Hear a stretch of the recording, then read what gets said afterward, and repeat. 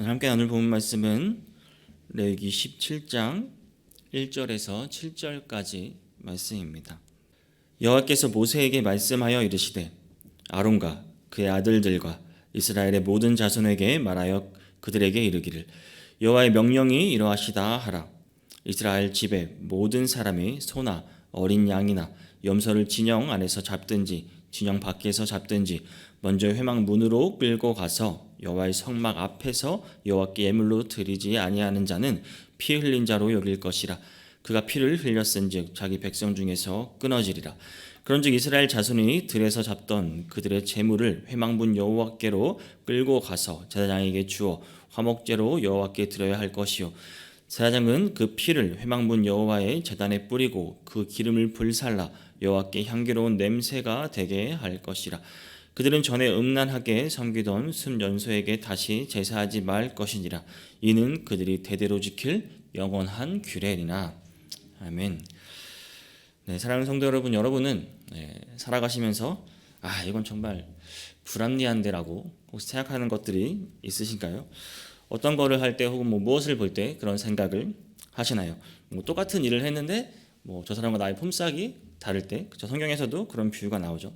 아니면 내가 더 열심히 사는 것 같은데 다른 사람 나보다 덜 또 열심히 하는 것 같은데 더 잘 되는 거를 볼 때나, 아니면 똑같이 로또를 사는데 친구만 당첨이 된다거나, 아니면 똑같이 먹고 정말 똑같이 자고 똑같이 공부하는데 나만 일이 좀 안 풀리는 것 같을 때, 이런 등등, 여러분들 어떨 때 정말 불합리하다라고 생각하시나요?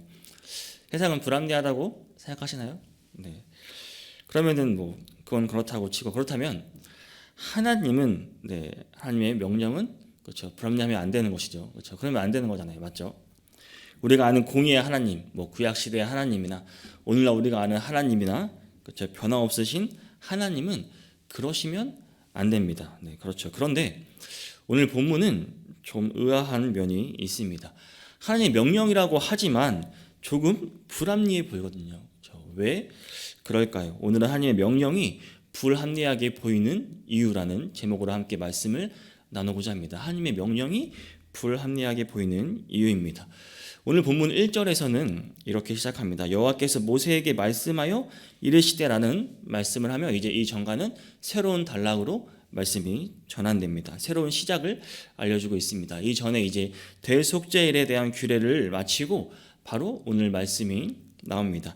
그리고 이 말씀을 들어야 할 대상이 2절에 나옵니다. 그 대상을 보니 아론과 그의 아들들과 이스라엘의 모든 자손에게 말하여 그들에게 이르기를 여호와의 명령이 이러하시다 하라라고 말씀합니다. 그러니까 이 말씀은 아론을 포함해서 그 아들들뿐 아니라 이스라엘 모든 민족에게 해당한다는 말입니다. 누구나 예의 없이 이 명령을 지키라고, 7절 마지막에도 영원한 규례라고 말씀을 하고 있습니다. 누구나 지켜야 하는 말씀입니다. 또한 2절에만 무려 이제 말하다, 명령하다 등의 이런 동사의 표현이 이 2절 한 절에만 무려 5번이나 나옵니다. 그만큼 하나님의 명령이 얼마나 이 명령이 중요한 명령인지 오늘 본문은 말해주고 있습니다. 그런데 이렇게 명령을 보면 참 그렇습니다. 그 명령이 3절, 4절에 나옵니다. 이스라엘 집의 모든 사람이 소나 어린 양이나 염소를 진영 안에서 잡든지 진영 밖에서 잡든지 먼저 회막 문으로 끌고 가서 여호와의 성막 앞에서 여호와께 예물로 드리지 아니하는 자는 피 흘린 자로 여길 것이라. 그가 피를 흘렸은즉 자기 백성 중에서 끊어지라라고 말하고 있습니다. 그러니까 쉽게 말하면 너희가 짐승을 잡을 때 제사를 말하는 게 아니라 여기서는 이제 너희가 먹기 위해서 짐승을 잡을 때야도 그 짐승을 잡을 때 회막 문으로 끌고 나와서 잡으라는 것입니다. 이 말씀하였다는 것은 이미 이 전에는 이스라엘 백성들이 그냥 아무 데서나 먹기 위해 짐승을 잡을 때 그 짐승을 잡을 수 있었다는 말입니다. 근데 이제는 너희가 아무 데서 잡지 말고 짐승을 잡을 때 너희가 먹기 위해 잡는 짐승이라고 할지라도 회막문 앞으로 가져와서 반드시 잡아라라고 명령을 하고 있습니다. 이제 참 번거롭게 됐습니다. 이제 제사를 지내는 것도 아닌데 이스라엘 백성들에게 이러한 하나님의 명령은 참으로 번거롭고 이스라엘 백성들에게는 이거는 불합리하다라고 느꼈을 것입니다. 그들에게 짐이 되어버렸습니다. 이제 먹는 것조차 본인들은 먹기 위해서라도 무조건 회막 앞으로 끌고 와서 그들의 짐승을 잡아야만 했기 때문입니다. 근데 과연 하나님께서는 불합리한 분이신가요? 그렇죠. 그렇지 않으시죠. 하나님께서는 자신의 백성을 괴롭히기 위해서 이러한 명령을 내리셨겠습니까? 당시 문화를 조금만 좀 살펴보면 이 명령에 숨겨진 의미를 알 수가 있습니다. 왜 짐승을 하나님께서는 회막 앞으로 가져와서 반드시 잡으라고 했을까요? 이 의미를 알면 깨달을 수 있을 것입니다. 하나님의 명령이 우리에게 불합리하게 보이는 이유는 우리가 하나님의 뜻을 잘 알지 못하기 때문입니다. 그래서 하나님의 명령이 우리에게 불합리하게 느껴지는 것입니다. 하나님께서 여기에 짐승을 잡을 때 회막문 앞에서 잡게 한 것은 이제 그 당시에 들에서 짐승을 잡을 때 그 당시에 이제 그 순염소를 약간 우상적으로 여기서 실제로 이스라엘 백성들이 그랬어요. 그래서 순염소를 우상으로 여겨서 그들의 이제 들에서 잡을 때 그 우상신에게 제사했던 그 애굽 사람들의 그 우상숭배 간습을 이스라엘 백성들을 하지를 하나님께서는 원하지 않으셨던 것입니다. 백성들이 그들의 문화를 본받고 그렇게 하는 그 행동을 우상숭배하는 행동을 본받지를 원치 않으셨다는 말입니다. 하나님께서 이제 애굽에서 얼마 나온 지 안 된 그 이스라엘 백성들이 짐승을 아무 곳에서나 자유롭게 잡아줄 수 있도록 허락하는 것은 곧 그들이 새로운 그들의 우상에 빠지게 될 위험이 있었습니다. 그렇기 때문에 오직 회막문 앞에서만 짐승을 잡게 하신 것입니다. 그들이 우상숭배에 빠지고자 하는 것을 미연에 방지하고자 하는 하나님의 명령, 그 숨겨진 의미가 있었습니다. 하나님의 그 명령 안에는 하나님의 이스라엘 백성을 향한 그 놀라운 은혜가 숨겨져 있었던 것입니다. 여러분, 우상숭배의 결과, 그렇죠, 어떤지 아시잖아요. 그 결과는 멸망이고 비참하고 참담합니다. 하나님과의 단절을 의미하는 것입니다. 그래서 하나님께서 이스라엘 백성들이 우상숭배에 빠져 멸망당하는 것을 원치 않으셨기 때문에 그들이 무엇을 먹고 또 어떻게 하든지 하나님 안에서 하나님의 복을 받기를 원하셨던 것입니다. 그래서 이스라엘 백성들 본인들은 불합리하게 느꼈을지 모르는 그 명령이라도 이것은 하나님의 복된 명령이었다는 것입니다. 그들이 하나님의 명령을, 하나님의 뜻을 알지 못했기 때문에 일어난 일입니다. 사랑하는 성도 여러분, 하나님의 명령은 우리에게 언제나 유익이 되는 명령이라는 것을 기억하시기 바랍니다. 우리의 인생을 고통을 주기 위해서, 우리를 힘들게 하기 위해서 하나님께서는 하나님의 명령, 하나님의 그 말씀을 지키라고 하는 것이 아닙니다. 우리가 하나님의 명령을 따라 하루하루 살아갈 수 있을 때, 살아갈 때 하나님께서 또한 우리에게 더 큰 복과 더 큰 은혜를 내주실 것을 믿으시기를 바랍니다. 사회도 마찬가지입니다. 그렇죠? 사회도 법이 없다면 어떻게 되겠습니까? 법이 없는 세상, 더 자유로워질까요? 그렇지 않습니다. 법이 없다면 순식간에 사회는 대혼란에 빠지고 맙니다. 무법천지인 세상이 어떻게 규율과 또 그 규칙 속에 살아갈 수 있겠습니까? 그런 사회에서 우리가 어떻게 평안히 살아갈 수 있겠습니까? 이 사회에 주어진 법도 사실은 사람들을 유익하게 하기 위해서 만들어진 것입니다. 물론 그것을 악용하는 사람들도 있긴 하지만 모든 사람의 유익을 위해서 법이라는 제도가 마련된 것입니다. 하나님의 법은 그렇다면 어떨까요? 마찬가지죠. 하나님의 법은 더 우리의 유익을 위해서 만들어진 것입니다. 하나님의 법이 있으므로 우리는 하나님의 뜻을 따라 정말 거룩한 성도로서 살아갈 수 있는 것입니다. 그럴 때 하나님의 복을 받는 것이지, 만약 하나님의 법이 없다면 우리는 아마 더 방탕하고 더 범죄에 빠지고 말 것입니다. 그것은 하나님과의 관계의 단절을 말하는 것입니다. 하나님의 심판을 받는 자가 똑같이 우리에게 주어진다는 것입니다. 사랑하는 성도 여러분, 이제 우리는 하나님의 명령이 부담스럽다거나 감당하기 어려운 점으로 여기거나 이것은 나에게 불합리하다고 생각하지 마시기를 바랍니다. 이건 그냥 내 생각입니다. 내가 주인이 되고 내 생각대로 살아가니까 나에게 불합리적으로 합리하게 느껴지는 것입니다. 하나님의 뜻을 잘 몰라서 그런 것입니다. 하나님의 명령은 결코 우리가 감당하기 어려운 게 아닙니다. 힘든 게 아닙니다. 마태복음 11장 30절에서는 예수님께서도 이는 내 멍에는 쉽고 내 짐은 가벼움이라 하시라라고 말씀하셨습니다. 혼자 하기 힘들죠. 그래서 우리에게 예수 그리스도가 있는 것입니다. 주님께 내려놓으시고 순종하고 맡기기만 하면 하나님께 또 그것이 우리에게 유익이 되는 명령이 되는 것입니다. 물론 우리가 하나님의 명령을 순종하다 보면 잠깐 일시적으로 고통을 당할 수는 있습니다. 힘든 상황에 처할 수도 있습니다. 하지만 그것이 싫다고, 그것이 두렵고 무섭다고 그 명령을 지키지 않는 것은 우리에게 오는 그 영원한 복을 저버리는 것과 마찬가지입니다. 하나님의 명령은 지금 조금 어렵고 불편할지라도, 그렇게 생각할지라도 이것이 우리에게 결국 복이 된다는 사실을 기억하시기를 바랍니다. 이 사실을 기억하시고 항상 기쁜 마음으로 하나님의 명령에 순종하며 살아가시는 성도님이 되시기를 주님의 이름으로 축복합니다. 우리가 하나님의 뜻을 알고 하나님의 명령에 순종하기를 원한다면, 그렇다면 우리는 어떻게 해야 하는 것일까요? 우리는 우리의 가장 귀한 것으로 하나님을 섬길 줄 알아야 합니다. 그것이 6절에서 말하고 있습니다. 제사장은 그 피를 회막문 여호와의 제단에 뿌리고 그 기름을 불살라 여호와께 향기로운 냄새가 되게 할 것이라고 말씀하고 있습니다. 먹기 위해 잡는 짐승이라고 할지라도 그 짐승의 피와 기름은 여호와 하나님께 먼저 드리라고 명령하고 있습니다.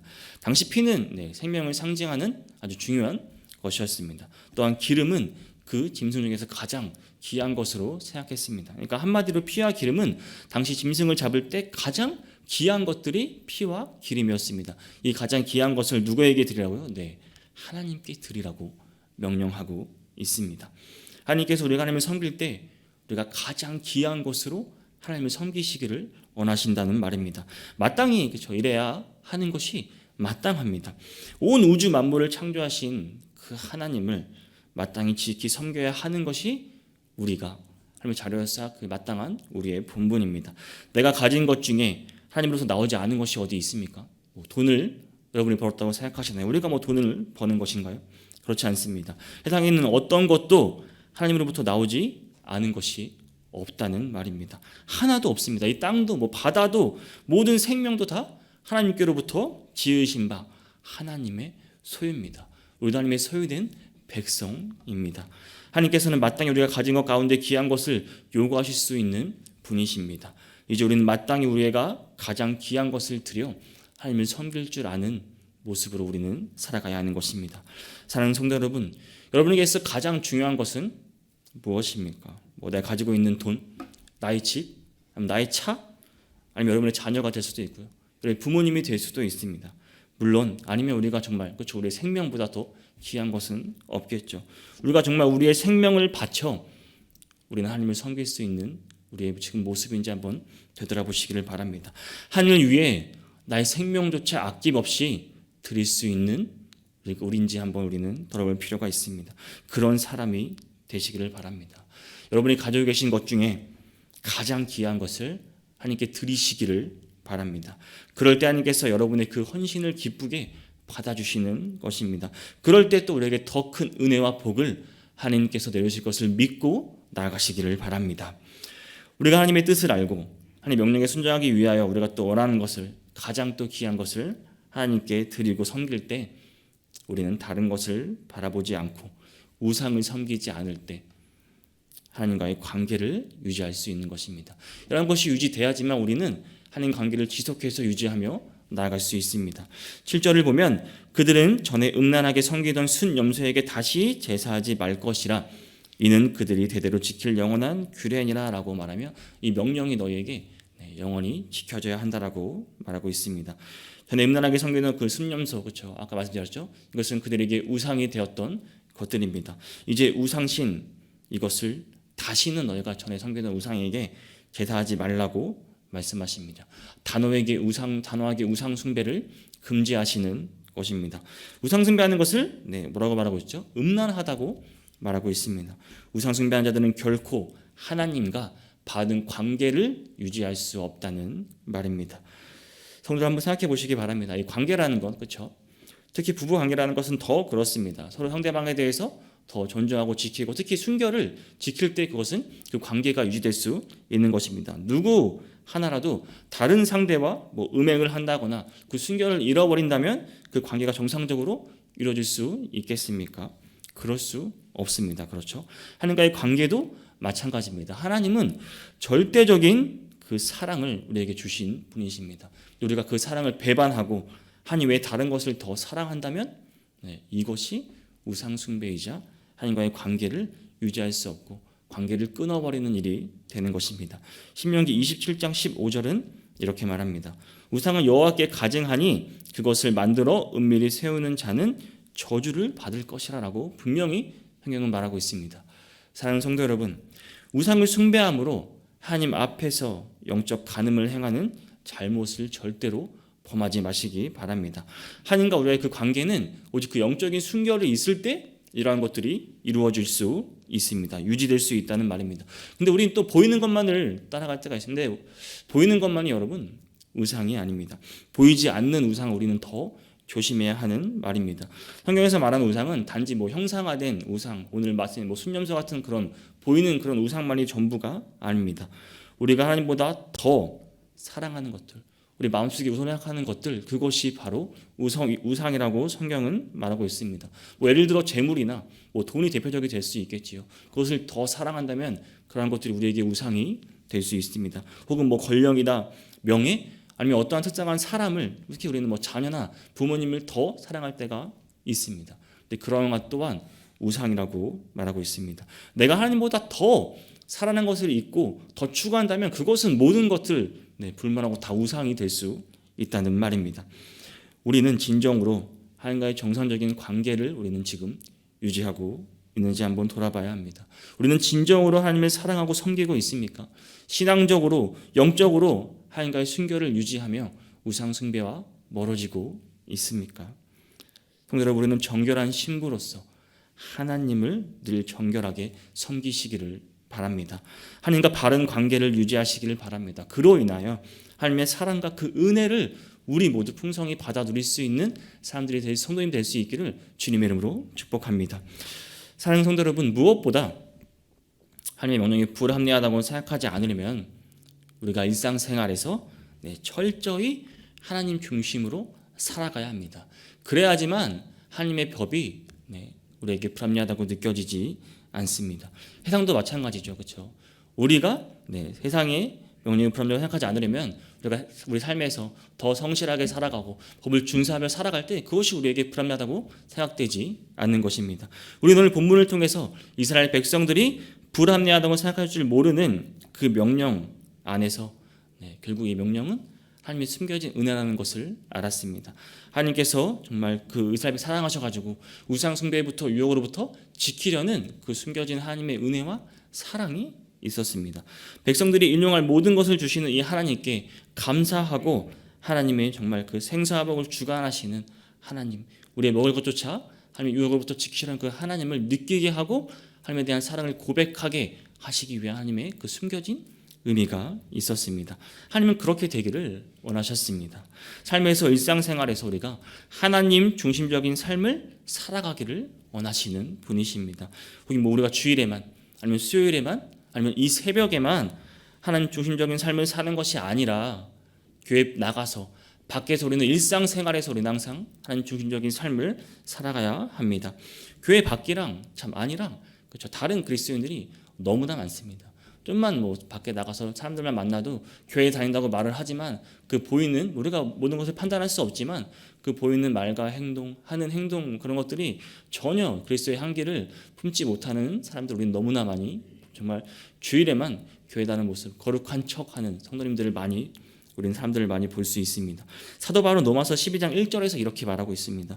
너희 몸을 하나님이 기뻐하시는 거룩한 산 제물로 드리라 라고 말합니다. 또한 고린도전서 10장 31절에서는 그런즉 너희가 먹든지 마시든지 무엇을 하든지 다 하나님의 영광을 위해서 하라라고 말하고 있습니다. 우리는 머리로는 압니다. 그렇죠? 어릴 때부터 또 수없이 들었습니다. 그러나 그것이 실제로 우리 삶에서 우리는 하나님의 중심적인 삶을 살아가고 있지는 못합니다. 교회 안에서 거룩히 보일지라도 하나님의 뜻을 따라 살아가는 모습이 보일지라도 그렇게 행하는 모습이 보일지라도 일상생활에서는 다른 모습을 보는 우리들을 많이 보게 됩니다. 교회의 모습은 내가 아닙니다. 거룩해 보일 수 있습니다. 또 많은 사람들이 이렇게 있으니까 또한 나도 그렇게 거룩해 보일 수 있어요. 그러나 우리는 하나님 완전히 잊어버리며 살아갈 때가 더 많습니다. 어느새 내가 내 삶의 주인이 되어버릴 때가 너무나 많다는 말입니다. 그렇게 하루하루 내 뜻대로 우리는 살아가고 있습니다. 그러나 우리가 스스로 하나님의 백성이도 행동하지만 교회에서 거룩하게 보이려고 하지만 일상생활에서 그렇지 못하다면 다 소용없습니다. 하나님의 관계에서 우리는 하나님과 절대 가까워질 수 없습니다. 교회에서 생활보다 우리는 그렇죠. 일상생활에서 생활하는 것이 훨씬 더 우리에게 많은 시간과 힘을 드립니다. 뭐 공부하는 학생들은 학교에서, 직장들은 또 직장에서, 또 가정에서 우리는 더 많은 시간을 보내고 그 삶에서 우리가 하나님과 가까워지지 않으면은 결코 우리는 하나님의 명령이 불합리하다고 생각하며 하루하루 살아가게 되는 것입니다. 사랑하는 성도 여러분, 오늘 본문은 먹기 위해 짐승을 잡는 장소까지 하나님께서 명령하셨습니다. 모든 백성이 지켜야 할 명령이라고, 영원히 지키라고 말씀하고 계십니다. 이스라엘 백성들이 이것이 매우 부합리하고 거추장스러운 것으로 여겨질 수도 있었습니다. 그러나 하나님께서 이 명령을 하신 목적을 알게 될 때 우리는 비로소 하나님 우리 향한 그 사랑과 은혜를 알 수 있는 것입니다. 하나님의 모든 계명은 다 우리를 사랑하시는 이유에서, 하나님께서 우리의 유익과 은혜와 그 복을 주시기 위해서 우리에게 주시는 말씀임을 기억하시기를 바랍니다. 그러므로 성도 여러분, 우리는 하나님의 명령이, 하나님의 말씀이 우리를 억압하는 것 같고 또 불합리해 보일지라 할지라도 기쁜 마음으로 하나님의 말씀 그 명령을 지키고 순종하시며 오늘 하루도 살아가시기를 원합니다. 그럴 때 우리에게 복과 은혜로 다가오게 될 것입니다. 그렇게 될 수 있는 형제님 되시기를 주님의 이름으로 축복합니다.